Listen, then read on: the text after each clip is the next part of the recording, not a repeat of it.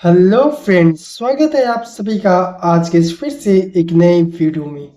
जैसा कि हम सभी जानते हैं कि अभी हम लोग कक्षा 11वीं का गणित का अध्याय 2 जिसका शीर्षक है संबंध एवं फलन, जिसे अंग्रेजी में रिलेशन एंड फंक्शन के नाम से जाना जाता है, उसे अभी हम लोग पढ़ रहे हैं। आगे बढ़ते हुए मैं आपको बताते चलूं कि इस वीडियो से पहले हमने इस अध्याय से जुड़े कुल 11 वीडियो समाप्त कर दिए हैं, जहां पर हमने डिटेल में और बहुत ही आसान शब्दों में बहुत ही अच्छी तरीका से इस अध्याय का बहुत सारा टॉपिक डिस्कस कर लिया है।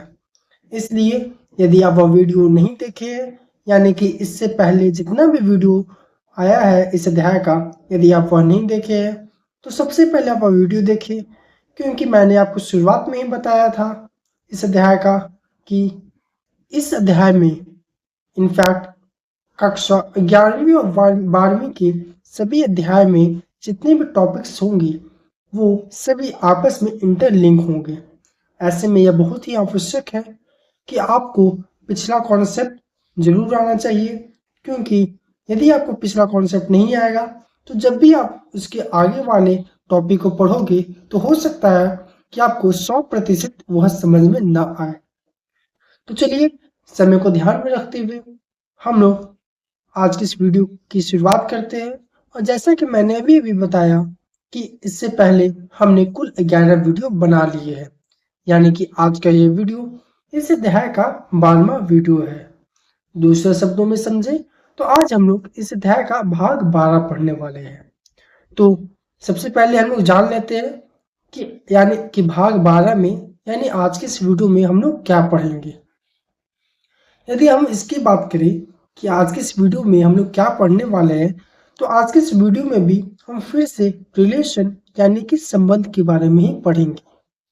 यदि आप हमारा पिछला वीडियो यहाँ पर देख के आए होंगे तो आपको यह जरूर जानकारी होगा कि यह जो टॉपिक है संबंध यानी कि रिलेशन, उसको हम लोग पिछले आई थिंक 2 वीडियो से कवर कर रहे हैं, और आज की इस वीडियो में भी हम लोग वही टॉपिक को कवर करने वाले हैं। बट बट इस वीडियो में हम लोग आज क्या पढ़ेंगे, संबंध में भी कौन से टॉपिक के बारे में चर्चा करेंगे, तो हम लोग डोमेन, कोडोमेन और रेंज के बारे में चर्चा करने वाले हैं। आपको याद होगा कि पिछले वीडियो यानी कि भाग 11 में जब हम भाग 11 को पढ़ा रहे थे आप सभी को, तो वह वीडियो के अंत में हमने कहा था कि ये जो तीन तीन टॉपिक है, डोमेन, कोडोमेन और रेंज, इसको हम लोग अगले वीडियो में पढ़ाएंगे। तो चूंकि आज यह अगला वीडियो यानी आज यह भाग 12 है, इसलिए आज के इस वीडियो में हम लोग डोमेन, कोडोमेन और रेंज में डिटेल में चर्चा करेंगे। इसके साथ ही साथ हम लोग जैसे ही यह टॉपिक कवर कर लेंगे, उसे समझ लेंगे, उसके बाद हम अपने अगले टॉपिक की तरफ बढ़ेंगे, जो कि है मेथड ऑफ रिप्रेजेंटेशन। यानी कि किसका रिप्रेजेंटेशन, आप कॉमन सेंस लगा सकते हो कि जैसा कि अभी हम रिलेशन यानी कि संबंध पढ़ रहे हैं, तो हम लोग उसी का ही रिप्रेजेंटेशन पढ़ेंगे कि किसी भी संबंध को गणित में किस प्रकार से दर्शाया जाता है। यदि आप पिछला वीडियो यहाँ पर देख के आए होंगे तो आपको याद होगा कि हमने पिछला वीडियो में कुछ इस प्रकार का स्लाइड से समाप्त किया था। जो भी आपको यहाँ पर स्क्रीन पे ये स्लाइड दिख रहा है, हमने पिछला वीडियो यानी भाग 11 में इसी स्लाइड पे उस वीडियो को ओवर कर दिया था, और आपको ये जो डायग्राम आपको दिख रहा है, इसको मैंने कुछ समझाने का प्रयास किया था। हालांकि मैंने कहा था कि चूंकि समय हो गया है तो इसको हम डिटेल में नेक्स्ट वीडियो में चर्चा करेंगे। तो आज हम लोग इस डायग्राम पे भी चर्चा करने वाले हैं। इसके बाद यदि आप हमें कुछ उदाहरण की आवश्यकता होगी इस दोनों टॉपिक को समझने के लिए, तो हम लोग कुछ उदाहरण का भी हेल्प लेने वाले हैं। तो चलिए, समय को ध्यान में रखते हुए आज के इस दोनों टॉपिक को हम लोग शुरुआत करते हैं। यदि हम रिप्रेजेंटेशन ऑफ रिलेशन की बात करें कि किसी भी संबंध को किस प्रकार से दर्शाया जाता है, तो गणित में उसके बहुत सारे मेथड होते हैं। इसी में से एक मेथड है, इसमें हम लोग कुछ इस प्रकार का डायग्राम बनाते हैं और इसको दर्शाते हैं। यह डायग्राम एक प्रश्न में आपको दिया गया था एनसीईआरटी में, उसे मैंने पिछले वीडियो में डिस्कस कर लिया है। इस पे ज्यादा समय न देते हुए हम लोग कुछ अन्य उदाहरण से इसे समझने का प्रयास करते हैं। मान लीजिए आपके पास दो समुच दिया गया है। पहला A इक्वल टू, जिसके दो घटक है लाल और नीला। उसी प्रकार हमारे पास दूसरा समुच Z दिया गया है जिसके तीन घटक है P, B और G। अब यदि मैं आपको बोलूं कि आपको इन दोनों समुच से एक रिलेशन यानी संबंध को बनाना है, तो आप क्या करोगे? आपको मैंने सिखाया था पिछले वीडियो में कि जब हमारे पास दो समुच दिया हो तो हम इन दोनों समुच्चों से किस प्रकार से एक रिलेशन यानी संबंध बना सकते हैं। यदि आपको याद हो तो इस मेथड के लिए हम लोग सबसे पहले दिए गए दोनों समुच्चों का कार्तीय गुणन निकालते हैं, और जब वो कार्तीय गुणन निकल जाता है तो उसका हम लोग एक सेट बना लेते हैं, और वो सेट जो होता है वही संबंध होता है। या कहिए कि सेट का एक, यदि आप ये जो समुच हमारा बना कार्तीय गुणन निकालने के बाद, उस समुच का जब हम लोग एक और उप समुच निकाल लेते हैं तो वो उप समुच भी क्या होता है? संबंध होता है। इनफैक्ट हमने शायद इसका एक परिभाषा भी पढ़ लिया है पिछले वीडियो में कि कार्तीय गुणन का उप समुच्चय ही संबंध कहलाता है। तो यदि मैं कहूं कि यहाँ पर जो ए यानी एक समुच लाल और नीला दिया गया है, दूसरा समुच पी बी जी दिया हुआ है, यदि मैं कहूं कि इसका आपको एक संबंध बनाना है तो आप लोग कुछ इस प्रकार का कार्तीय गुणन निकाल लोगे, जहां पर इस कार्तीय गुणन में कुल 6 घटक होंगे। और जब आप इन 6 घटक का एक समुच बना दोगे कुछ इस ब्रैकेट के साथ, तो ये अपने आप में क्या बन जाएगा? ये जो पूरा समुच हुआ वो क्या बन गया? संबंध बन गया। यदि आप इसी समुच का एक और उप समुच निकाल लेते हो, फॉर एग्जाम्पल यदि आप इसका एक और उप समुच निकाल लेते हो जहां से दो ही घटक हो, मान लीजिए कि ये घटक हो लाल और पी और दूसरा घटक हो नीला और बी, जो हमने यहाँ पे ये जो दूसरा उप समुच इस समुच का बनाया, इसमें यदि आप दो ही घटक को रखते हो लाल पी और नीला बी को, तो ये जो उप समुच बना है आप यहाँ पे जो बनाए हो, ये भी क्या कहलाएगा? संबंध कहलाएगा। तो उम्मीद करता हूँ कि ये वाला आप समझ पा रहे हो, क्योंकि इसे हमने डिटेल में पिछले वीडियो में डिस्कस कर लिया था। इसी के साथ यदि मैं आपको एक और प्रश्न दूं, आप ये वीडियो को पॉज कीजिए यहाँ पे प्रश्न सुन के, और इसे अपने से बनाने का प्रयत्न कीजिए, कोशिश कीजिए। आपको अभी भी आपको तुरंत समझ में आ जाएगा थोड़ा देरी में कि मैं आपको इस प्रकार का प्रश्न क्यों दे रहा हूं। मान लीजिए फिर से आपको दो समुच दिया गया है जो कि आपके स्क्रीन पर है। अब यदि मैं बोलूं कि आपको इन दोनों समुच से एक संबंध को डिफाइन करना है, यानी एक संबंध बनाना है, तो आप कैसे बनाओगे? आप वीडियो पॉज कीजिए और इसे अपने नोटबुक पे लिखें और फिर अपना आंसर वीडियो को प्ले करके देखिए कि वो सही है या गलत। और मैं उम्मीद करता हूँ कि आप सभी का जवाब सही ही होगा। तो चलिए हम लोग इसके जवाब की तरफ यानी इसके आंसर की तरफ बढ़ते हैं कि जब हमारे पास एक समुच जिसके घटक x, y और z है और दूसरा समुच जिसके घटक p, b और g है, तो उससे एक संबंध किस प्रकार का डिफाइन हो सकता है। तो जैसा कि मैंने अभी भी बताया कि किसी भी दो समुच का यदि हमें ये संबंध निकालना है तो हम सबसे पहले इसका कार्तीय गुणन निकालते हैं। तो जब हम कार्तीय गुणन निकालेंगे तो वो कुछ इस प्रकार आएगा। अब ये जो पूरा आया वो भी अपने आप में एक संबंध है। इनफैक्ट यदि आप इसको शॉर्ट करना चाहे, यानी कि ये जो पूरा एक नया समुच बना है उसमें से यदि आप एक उप समुच निकाल दे तो वो जो उप समुच होगा वो भी क्या होगा? एक संबंध होगा। तो यहां तक मैंने आपको कुछ परिचय दिया, यानी एक रिवीजन टाइप का दिया कि एक संबंध को कैसे हम लोग निकालते हैं। क्योंकि जब तक आपको यह नहीं निकालने आएगा कि हम लोग संबंध को कैसे निकालते हैं, तब तक आपको method of representation of function relation यानी कि एक संबंध को किस प्रकार से दर्शाया जाता है वो नहीं समझ में आने वाला है। मैंने यहाँ पर डिटेल में इसकी डिस्कशन नहीं किया कि किस प्रकार से एक संबंध को निकाला जाता है, क्योंकि मैंने पिछले वीडियो में पूरा डिटेल में डिस्कशन कर लिया है। इसलिए मैं उम्मीद करता हूँ कि आप पिछला वीडियो यहाँ पर देख के आए होंगे, और इसीलिए मैंने एक ओवरव्यू आपको पिछले स्लाइड में दिया कि किसी भी समुद्र से हम लोग संबंध कैसे डिफाइन कर सकते हैं। अब हम लोग आते हैं आज के टॉपिक मेथड ऑफ रिप्रेजेंटेशन। किसका रिप्रेजेंटेशन? तो संबंध यानी रिलेशन का। यदि हम गणित की बात करें और अपने सिलेबस यानी 11वीं कक्षा के सिलेबस की बात करें, एनसीईआरटी के अनुसार हमारे पास किसी भी संबंध को 3 प्रकार से दर्शाया जाता है। इनफैक्ट किसी और अब 11वीं कक्षा का बुक को में देखोगे तो वो 2 ही मेथड बताता है, लेकिन तीसरा जो भी हमने यहाँ पे 3 मेथड लिखे हैं वो मूलतः 3 होता ही है। उसमें से जो पहला मेथड है, जो पहला विधि है वो है सिद्धांत विधि। क्या है? सिद्धांत विधि, जिसे अंग्रेजी में क्या कहते हैं? Roster method. उसी प्रकार दूसरा मेथड जो है किसी भी संबंध को दर्शाने का, वो क्या है? निर्देशक विधि, यानी कि एरो डायग्राम मेथड। इस मेथड से भी हम लोग किसी भी संबंध को गणित में दर्शाते हैं। और जो तीसरा मेथड है वो है सेट बिल्डर विधि, यानी सेट बिल्डर मेथड। ये 3 मेन मेथड है जिसके जरिए हम लोग किसी भी संबंध को दर्शा सकते हैं।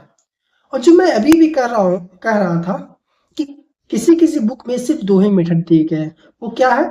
पहला ये दिया रहता है सेट बिल्डर विधि, और दूसरा दिया रहता है, एक मिनट, और दूसरा दिया रहता है हमारे ये सिद्धांत विधि यानी रोस्टर मेथड। तो चलिए हम लोग एक एक करके इन तीनों विधि के बारे में समझने का प्रयास करते हैं। यदि हम रोस्टर विधि, शुरुआत हम लोग रोस्टर मेथड से करते हैं यानी सिद्धांत विधि से करते हैं। तो यदि हम सिद्धांत विधि की बात करें तो इस विधि में संबंध को उसके समस्त अवयव यानी ऑर्डर्ड पेयर्स को सेट के रूप में लिखा जाता है। ध्यान से पढ़िए, इस विधि में संबंध को उसके समस्त अवयव मतलब ऑर्डर्ड पेयर्स का सेट के रूप में लिखा जाता है। यानी कि फॉर एग्जाम्पल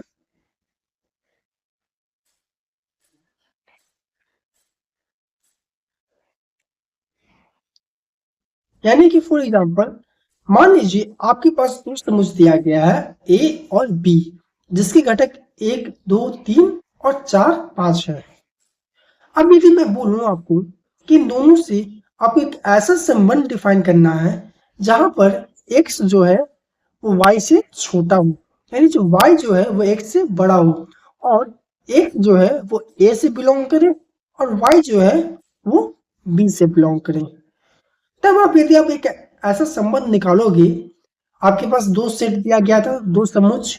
अब यदि आप इसमें एक ऐसा 2 संख्या निकालते हो x और y, जहां पर x जो है y से छोटा हो, तो क्या क्या हो सकता है?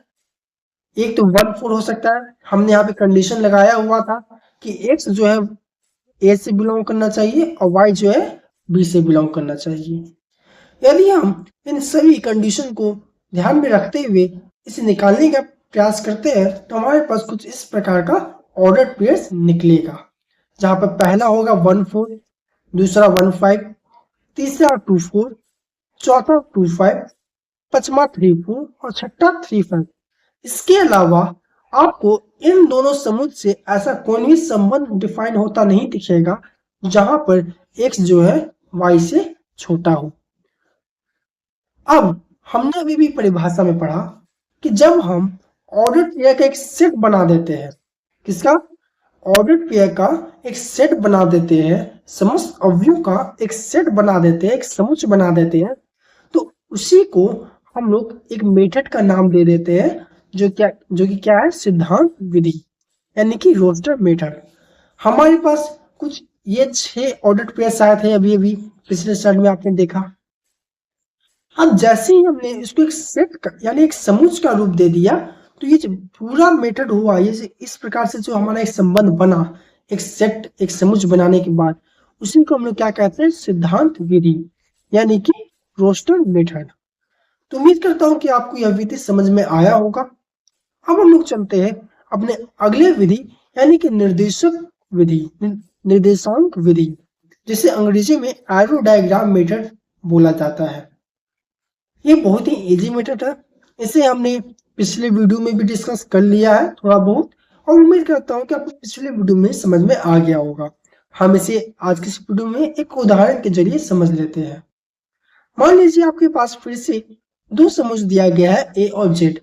अब यदि मैं आपको बोलूं कि आपको इन दोनों का एक संबंध डिफाइन करना है, तो आप कैसे करोगे? क्योंकि जब तक आप संबंध डिफाइन नहीं करोगे तब तक आप उसको दर्शा नहीं सकते।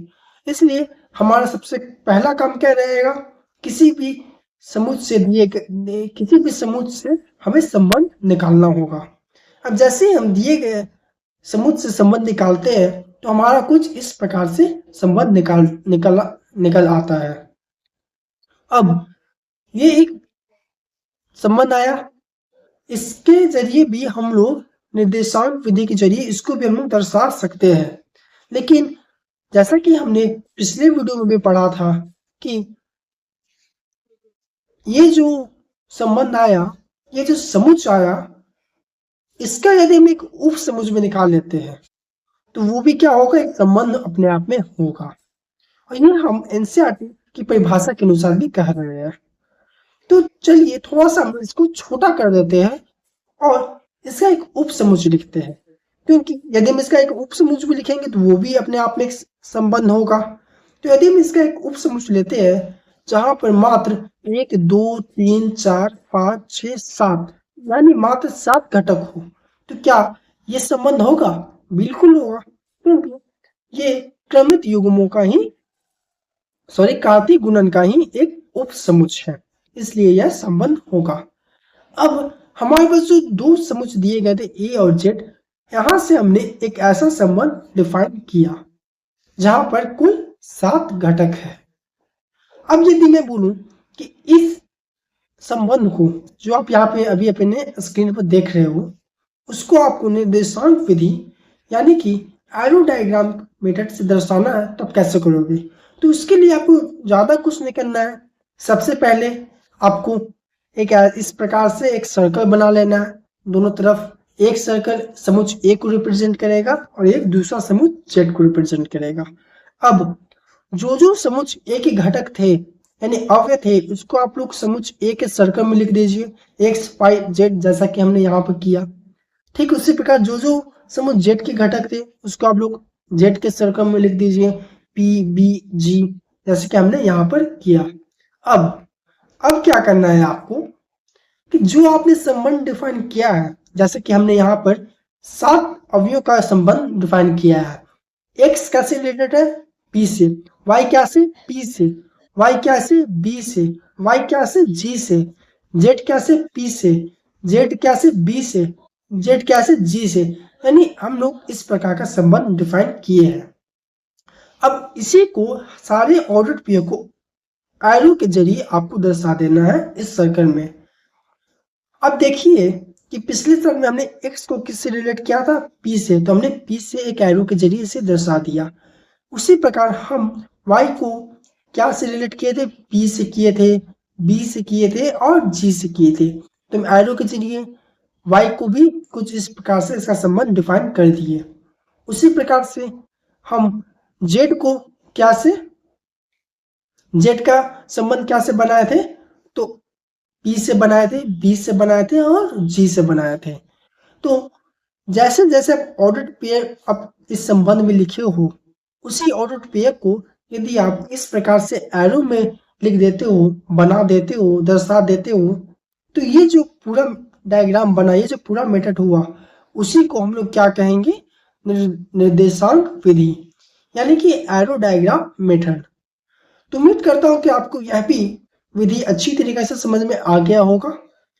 और यदि हम समय को देखें तो हमारा समय भी अब लगभग हो चुका है, इसलिए समय को ध्यान में रखते हुए जो हमारा अंतिम विधि बचा हुआ है, सॉरी, ये तो हमने अभी अभी कवर कर लिया। अंतिम विधि हमारा क्या बचा हुआ है, सेट बिल्डर फॉर्म। तो ये जो अंतिम विधि बचा हुआ है ये वाला नहीं बचा, ये अभी अभी हमने डिस्कस कर लिया है। हमारा बचा हुआ है सेट बिल्डर मेथड।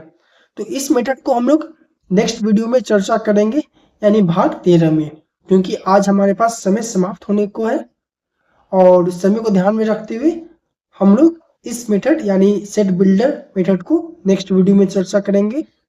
और उम्मीद करता हूँ कि आज मैंने जो भी आपको समझाने का प्रयास किया आपको समझ में आया होगा, अच्छी तरीके से समझ में आया होगा। तो आज के लिए इतना ही, धन्यवाद।